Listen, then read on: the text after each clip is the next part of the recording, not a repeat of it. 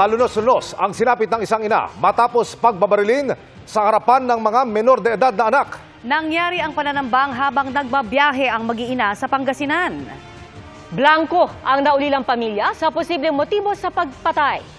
Nakatutok si Russell Simorio ng GMA Regional TV, 1 North, Central Luzon. Kasama ang dalawang anak, pauwi ng 46 anyos sa si Aurelia de Vera nang bigla siyang pagbabarilin habang sakay ng tricycle. Nangyari yan sa barangay Kaingal, San Carlos City, Pangasinan gabi nitong Martes. Pinatay siya sa harap mismo ng mga anak na pareho pa namang menor de edad. Ayon sa pulisya, tinamaan ng bala sa dibdib ang biktima. Na-recover din sa crime scene ang 3 basyo ng kalibre 45 baril. Naghahanap din sila ng CCTV footage sa lugar. Nagkakalap po tayo ng ebidensya sa mga bystanders na nandoon sa lugar. Nag-interview po tayo mga possible witnesses. Blanco ang pamilya ng biktima sa motibo ng krimen.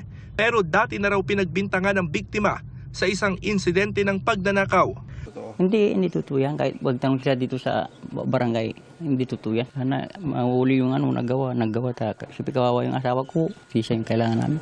Para sa GMA Regional TV 1 North Central Luzon at GMA Integrated News, Russell Simorio, nakatutok 24 oras.